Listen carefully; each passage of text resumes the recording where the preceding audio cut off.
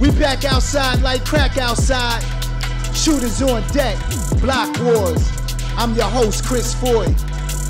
We bring you the livest interviews, realest stories, straight from the streets, from the blocks, the cell blocks. 2023 is all me, dropping nothing but fire. It's that heat. Right now, we about to do this. I'll let you know. Top it down, move. Step down, step down. I'm your host, Chris Foye. This is Shooters on Deck, Block Wars. We out here in Bushwick right now. E&J, Evergreen, and Jefferson. This is my old strip. As you know, I got the big homies with me. I got the hitters with me. We got Snipes in the building. We got Official in the building. And we're going to get into it, man. We're going to let y'all know exactly how the hood used to be versus now, because we know gentrification. And we also want to let the people know that gun violence is definitely on the rise. So be safe out there and don't get turned into a pack.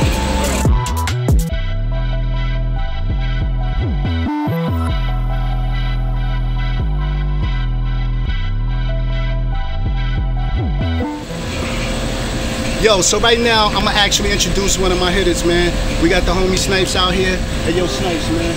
Tell these people a little bit about, you know, times you came up in the block. You know, this is E&J right here. This is where it all began. You know, this is where you got your first pack and there was no turning back. You know what I mean? Like, this is where you turn boys to men and men into, like, if you wasn't official, you wasn't nothing. But at the end of the day, this block started by life. From money-wise to grown man-wise. There's dudes over here I looked up to. You know what I mean? They was family. They still family, you know. This block has a lot to do with, you know, growth, mentally and spiritually, you know. Teaching you a lot of things, you know what I mean? Like, you know, this is Chris Foye old block. He brought me to this block, gave me my first pack, showed me the ropes, you know what I'm saying? I'm a young dude watching gangsters be gangsters. And at the same time as him doing what he do, you know, I wanted to be like him. So, you know, as a young king, I let my nuts hang. I wanted to take over the block. So in the process of that, I turned good men my enemies. I turned my idols to my enemies. So my frenemies became my enemies. But now my frenemies that became my enemies is now my family. You know what I'm saying? Because we know that was young nigga shit. You know what I mean? So at the end of the day, you know, I'm out here. You know, I'm living a different lifestyle. I did 15 years, you know what I mean, behind the wall. This is my bro, Official. Me and him was in Cali together. We did 7 years in the Cali pen. You know what I'm saying? Represent East Coast blood, represent East Coast men. We share the same tattoos to this day. You know what I'm saying? Holding it down. You see him? Y'all see him? Y'all see him? We got the same tats. West Coast, East Coast family. You know what I'm saying? So we came up, we met in jail. You know what I mean? And it was a time and a period. My brother Official landed in California pen. I was already there. In the process of that, he punished the dude first day on the yard. All the Cali bloods wanted to get at the homie. So I'm like, nah, we ain't having that. They tell me about the new homie on the yard. He put in that pain. They about to bring him a move. I linked up with him immediately. We went on that yard. You already know how to give it up. We went out there with our guns up. What y'all want to do? They ain't want no funk. We push the way we push, you know what I'm saying? Now, you know, it's years later, we both home. You know what I'm saying? Out here, we see each other in the free world. You know what I'm saying? It's all love. We out here working. We doing positive things. We trying to tell the youth, y'all don't want to experience what we experience. Y'all don't want to experience what C1's experience.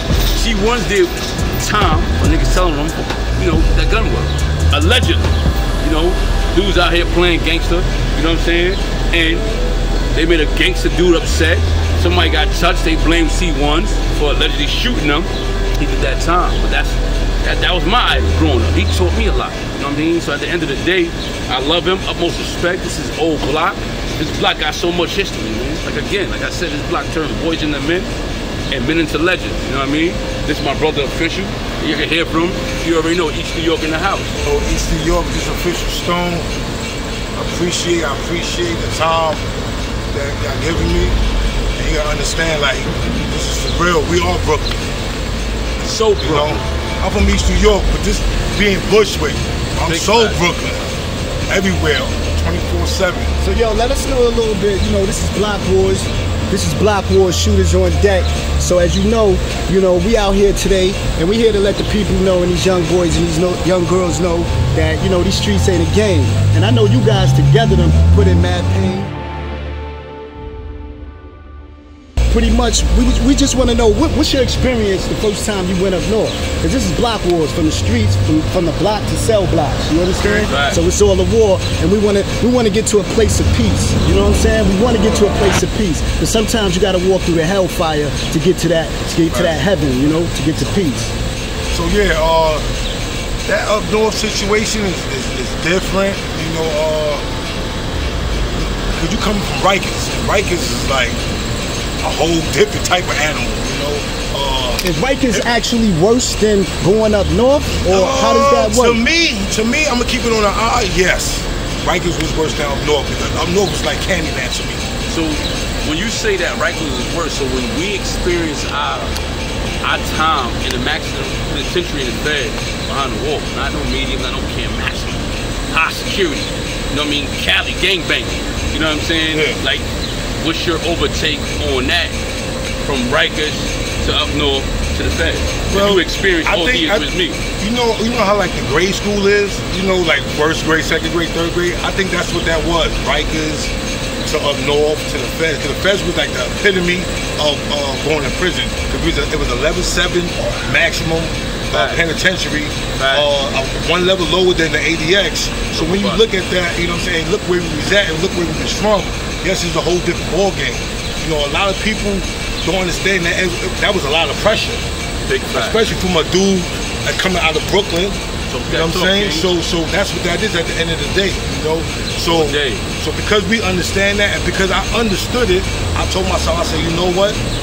I'm gonna make it work for me. I'm not gonna get lost in the sauce. I ain't gonna lose the battle. I'm a nigga in any hood. You know what I'm saying? I'm a man in any hood. So what's the worst, what's the most craziest thing you've seen up north? Because I done seen some crazy stuff up north, man. But like you said, Rikers Island, we call that Thug's Mansion. And at the end of the day, that phone wasn't a game back in the day. So that phone is actually, different now. Slot time and everything. And if you wasn't built like that, you wasn't even getting on the phone. You're not getting on the phone. You're not getting your ID getting taken. Your PIN number getting lost. You sleeping on the bunk all day with slippers on, just being scared if you wasn't built like that. Now, some of these young boys and these young girls don't know that. And your phone calls is getting taken. So they will take your free calls, you get commissary, everything. They take it in the commissary, they take it in them calls, and all that. See, so that's what I'm saying, man. I want to tell the real. A lot of people, a lot of these kids and the youth growing up out here, they don't understand that. So that's why I bring on the real G's, the real hitters, to let them know exactly what it's about. You know what it is? At the end of the day, I get what you're saying.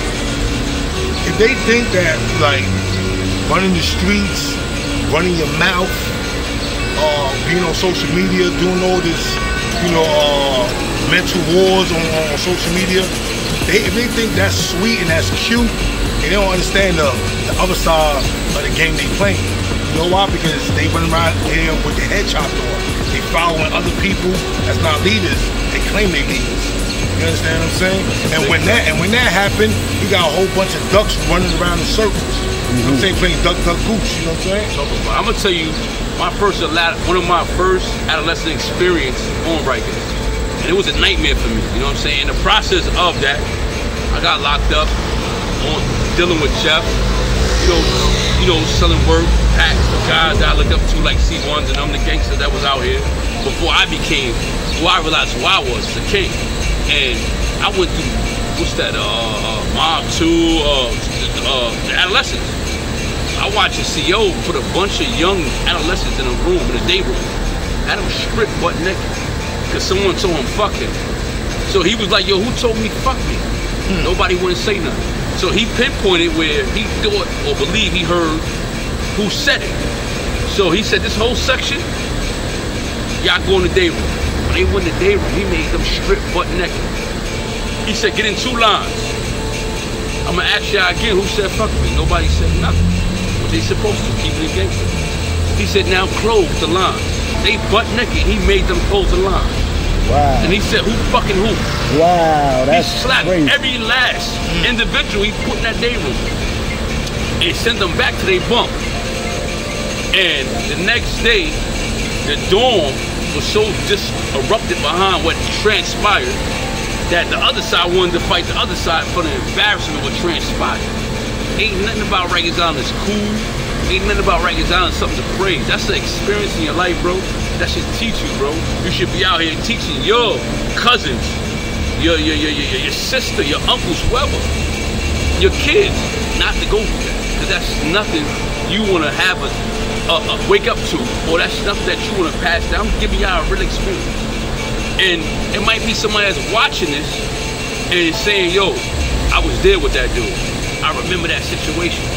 When that CO did line them dudes up and made them strip butt nigga in the day room and told them to close the line and say who fucking who, and put his hands on them as an adolescent. Real talk. And that's an experience, bro, that can traumatize you for the rest of your life as a man, as a king. Right.